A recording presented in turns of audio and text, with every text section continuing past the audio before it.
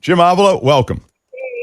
Welcome. So I moved downstairs to the restaurant. Good. So it'll be the occasional passing ambulance, but apart from that, we'll be fine. Right. All right. So let's It's Los talk. Angeles. There's nothing quiet. It's Los Angeles. So talk to me, Jim, from Los Angeles about what you take from the Trump announcement, and more to the point, maybe GOP reaction, Murdoch reaction, everything that's happened since he's announced. Well, first of all, I think that it was more of the same. He was low energy, however. I think he'd been chastened by the Republican Party, who told him to back off on. He hardly mentioned 2020. He really didn't go there, and I think that was by design. He brought up Herschel Walker, as you played early on, because he doesn't want to be blamed for Herschel Walker losing. So he made sure he promoted Herschel Walker at the beginning. So I think he has listened, and that's why you saw a little bit of a toned down message from Mr. Trump. It is interesting that the Murdoch paper, New York Post, down at the bottom, Florida man, that was just hilarious. Florida man announces running for election. But I did watch, I watched the entire thing of Trump. It was painful. It gave me high blood pressure. It brought me right back to where I was, when he was in office. And that really bothered me. I mean, it just has an effect on you that you just makes you cringe. And then I watched some Fox afterwards, CNN and Fox. And Hannity was right back at it. Hannity was right back at praising him, right back in his corner. There wasn't any pause on Hannity, and Laura Ingraham came on next, and she was in the same ballpark. So while we've been promised that Fox was going to back off, I didn't see much of it at all on day of. We'll see as it goes. I think they are going to champion Ron DeSantis, but they're not out of Trump's corner totally. Well, he would be the front runner still. The political gravitational force of Trump is still the most substantial gravitational force there. Yeah, I think he will win the primary and be the candidate. And here's why. He has 30% of the 25 to 30% of the Republican vote. If it's a multi-field area, if it's multi candidates in the field, that 25 to 30% will win. And until it gets to be one-on-one, maybe toward the end, then there may be a chance that DeSantis or somebody else who emerges might have a chance of beating him. But until it's one-on-one, he will win. I think he will not win the presidency. I don't think that he has a chance for it. He's running for three reasons. I'm sorry, go ahead, Mark. No. This is very important. Tell me why he's running. So in my opinion, he's running for three reasons. He's not running because he wants to help the American people in any way. It's totally ego, number one. He misses being in power. He misses being the center of attention. Mar-a-Lago is a nice place, but it's not the White House. And I think he misses all those perks, having his hamburger whenever he wants. Second, I think that he believes that it will protect him, insulate him from prosecution, that it will make it awkward for the Department of Justice to prosecute, even though it's still possible and it still may happen. There may be I believe that they'll probably name a special prosecutor because Garland is very,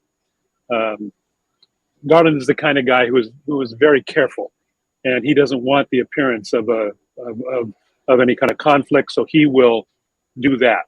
But I think they'll still prosecute. But Trump believes it'll be more difficult, more awkward. He'll be able to present himself as a martyr. That's reason number two. And reason number three is what we all know. He's in it for the money. It's a grift opportunity, and he wants to continue that grift for himself and for his family.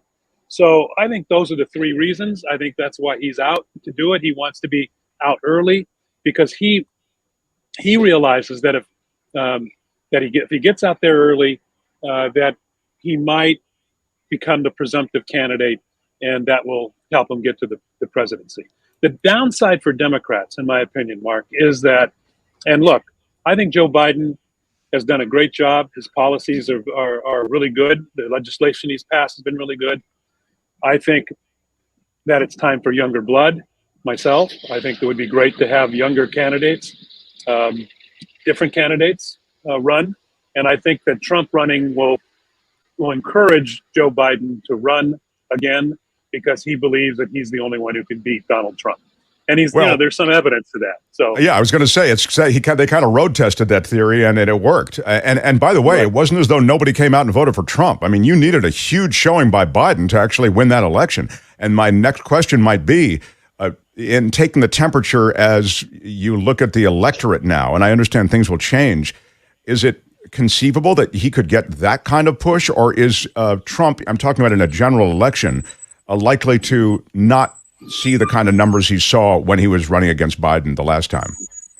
Well, as you know, Mark, the elections are not won by the bases, and his base is all he has. Sorry about the truck, of course. Next to me now. That's okay. We don't hear it, so don't worry about it. Okay. You know. There it goes. The bases don't win elections; the independents do. And his chance of winning independents was demonstrated in the midterms, practically nil. He has, in my opinion, no chance of being president again. If the Republicans don't wake up to that, they will lose the next election, just as they lost the midterms. They lost the 2018 election. They lost the 2020 election. They lost the popular vote in 2016. Anytime Trump's name is attached to an election, they have lost the popular vote. There is no way, in my opinion, that he wins or even comes close to winning in 2024, in my opinion. Well, the Republican Party, as configured now, doesn't reflect the popular vote in any way, and that's why they'll continue to lose the popular vote. But as you know, in this horribly flawed system, that is immaterial. I mean, it's all about the Electoral College. But that said, here's a question from Karen, or a note. Jim, there isn't anyone that the Dems have. Only Biden. Michelle Obama, she won't get within 100 miles of the White House. Who do they have, Jim? Well, I think one of the things the midterms did prove, and look, now that I'm doing commentary, okay, and no longer reporting, when I was reporting, people didn't know how I felt, and I made that sure. Now I can say how I feel. I'm a progressive, okay? And my candidate would be Elizabeth Warren. That's not going to happen and shouldn't happen because then you have the extremes. What the midterms proved is that we need independents, and independents like moderates. And even if the policies of the Democrats are popular, there needs to be some semblance of compromise, some semblance of we'll listen to the right a little bit, or listen to the right of center. So, in my opinion, Amy Klobuchar is a great candidate. I think that she is strong in the Midwest. I love Gavin Newsom, but I don't know that Gavin Newsom, he is too handsome for his own good, and I think that's a problem. Meaning he just reads too slick because of that? Yeah. I see, to California, okay. To California, too slick. And I think that's an issue for Gavin Newsom. I think he's great on the issues, and he's really good at campaigning. And his things, the things he's done recently by advertising in Texas and in Florida to come to California, where you can have real freedom and free choice, free to choose your own reproductive methods. I've been great. Is he the guy? I would hope so. I don't think so. Let's see how he does in the debates if he does run. But Klobuchar, somebody of that sort of middle. There's a guy named Sherrod Brown that probably is not as familiar to your listeners. He's a former Ohio senator. He is very good and a moderate, and would help pick up the Midwest in those swing states. So I think those people, there are plenty of candidates, and the Democrats need to go through the process. They don't eat their young. Okay, it's not going to be like the Republicans who are going to split because of Trump. Trump's going to destroy that party. Now, I'm not going to be holding any tag days for them because they're doing that, but I really think that's going to be a problem for them. That this is going to happen. Yes, Kim. Sorry. It gives me solace that you were so correct about the last election, that when you say he won't be elected again, I kind of think, all right, if Jim Avila up to that, I got some hope over here. I'm wondering, though, if given the state of where we are with the January 6th committee, if you think that because Trump just said he was going to run again, does that kickstart some type of timetable for them to move faster to file any charges before, he could possibly win and be president again and then claim all these executive privileges one more time? Well, there's two issues there. I had hoped that Garland would have filed charges Monday before he announced on Tuesday. Now I do believe that he will be charged, and I do believe he'll be charged before the end of the year, before the campaign really starts. I think that there's a good chance of that, or at least there'll be a special prosecutor named before the end of the year. Now the other issue is the January 6th committee. They have to put out their report before the end of the year, because at the end of the year, of course, the Republicans take over the House and that committee goes away, and Jim Jordan is in charge of that committee.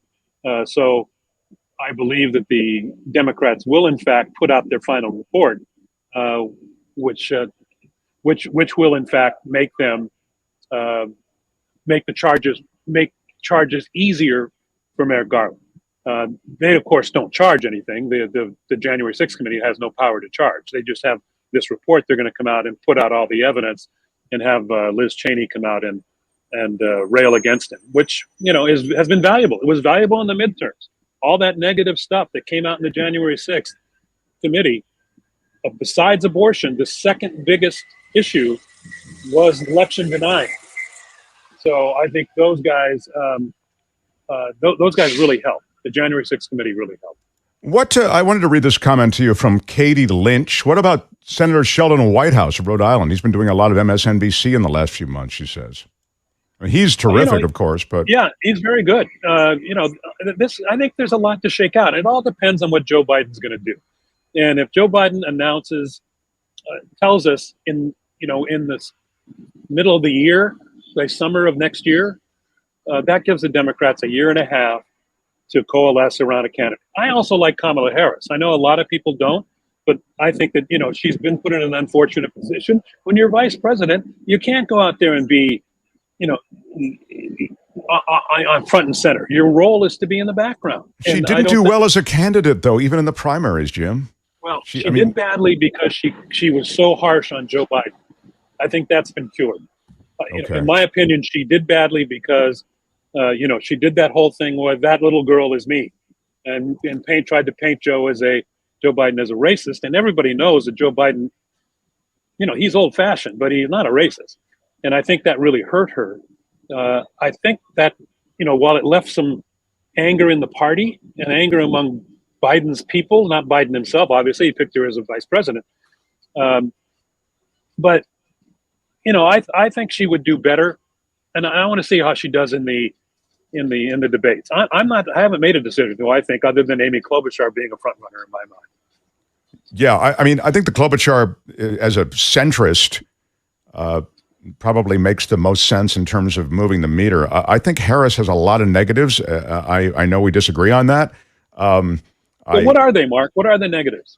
I think that people respond with their reptilian brain. It's screwed up, but in the same way they responded to Bush in a positive way. I'm talking about Bush the younger, like, seems like the kind of guy I could have a beer with. It may seem superficial, but that laughter, that nervous giggle she does, turns a lot of people off. It's awful. Don't get me wrong. Hey, look, Katie Porter. I'd love to see her as president. I think that there's certain aspects of Katie Porter that probably just don't play over time in the electorate. I guess this is effed up that we're saying this, but I'm just trying to say that Kamala Harris has, and by the way, it's not that she is a person of color or any of that, or even a woman. I think that I love those things about her, but I feel as though there are these superficial aspects to her that people have recoiled from. And I think it's played out in how she did in the primaries. Maybe it's, as you say, only with the negatives that came from that debate stage, but I think it's more than that. Well, I'd like to see a woman. And, I think we've screwed it up enough. And I think it's time that a woman would be given the opportunity. And we see how a woman governs in this country. And Angela Merkel did great in Germany. And I think it's been proven that women, we have more women now in the Senate and in the House than we ever have, and they've done a great job. I really think that it would be great to have a woman. Amy Klobuchar is at the top of the list for me. Kamala Harris is on that list for me. If it was me, AOC would be great. But I know that won't happen yet. That may happen down the line in a few years. So that's my first choice. My second, I also like Pete Buttigieg, but I'm worried. I worry that I think America should choose a woman before they go to the gay, the gay candidate. Myself. Well. I always we're talking to Jim Avila, who the award-winning journalist from ABC News, and he was right, like the lone voice in the night about the fact that the polls were off and that Democrats would actually do well in this midterm. So his takes really have always been clean, but you can really see how clean. I play this game occasionally where I go, what is less likely to be, who is less likely, what a trait attached to a candidate when it comes to being elected president. So, like, you can go, obviously, old white guy is not a problem, right? You skate in. Older woman, I don't think it's as big an issue as it once was. A person of color. Clearly, Obama's a person of color, made it in, black dude, was president. I mean, then you get to what you're talking about, which is gay man.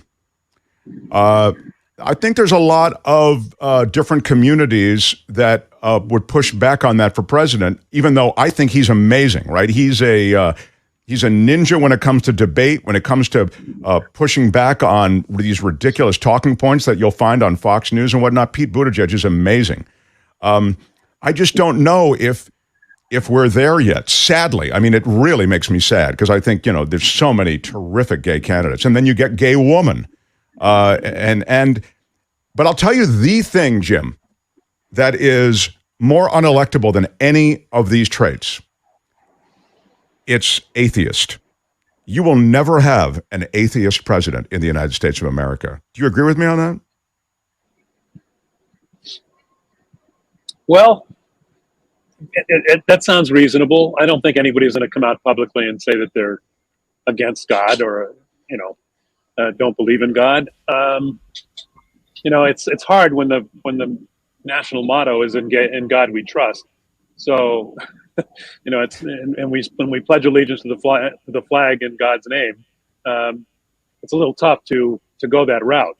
Yeah. This is a word from the Lord, and He's not happy. There's a lot of, and that's a big. There are a lot of these constituencies. That's a big group, church to church, synagogue to synagogue. Yeah. Everybody's got their God, man. There's places in America where you can't buy alcohol on Sunday, which is very foreign to us here in California. But there's large swaths of America where it's all about religion, especially on this show. Yeah. This is the word from the Lord. It's why I stock up on the alcohol on Saturdays, just in case. Is that right? Okay. Yeah. You got to. Well, it really bothers me that it as it does you, and maybe I shouldn't. We shouldn't even talk about it. But the homophobia when it comes to national politics is really unfair and not good. And, I feel a little guilty even raising it, to tell you the truth, because Buttigieg is such a good candidate, other than his last name, which is difficult to pronounce. He's just about perfect. And he's young and he's got vigor. He's got all those John F. Kennedy type of things. But I don't know that the Midwest is going to be ready, or the South for sure. And Democrats did win in the South, in Georgia and places like that. So are they going to accept two men holding hands, raising it in the air in campaign rallies over and over and over? I have my doubts, and that's unfortunate, and I feel bad about it, and I hope I'm wrong. Yeah, I couldn't agree more with everything you just said. I just think it's this country has to evolve past this crap, But right now, anyway. The most important thing is to win, and that Joe Biden proved that in 2018. He wasn't my favorite candidate, but in the end, he was the guy who could win. and whether I don't know that Elizabeth Warren would have won, who would have been my candidate, and I would have. I didn't want to go down swinging. I would rather have won, which Joe Biden did. Yeah, and he won in all the ways that you've identified here, and even in this conversation with appeal to independence, in a much stronger Trump world than you'll find now. Trump is damaged. Trump has some stink on him. Trump has lost all of those constituencies, the media, the Murdochs, et cetera, that we've talked about already in this last hour. So we'll see. We should have a separate conversation about DeSantis at some point, but I think that's a whole other thing to go into, but we'll do that another time, I'm sure. Friday, Jim will be back with Michael Shore. We'll kind of sum up this week in politics. Thank you so much, Jim Avila. Really love having you in. Jim Avila, everybody. Sorry about all the noise. Yeah, no, it sounded good.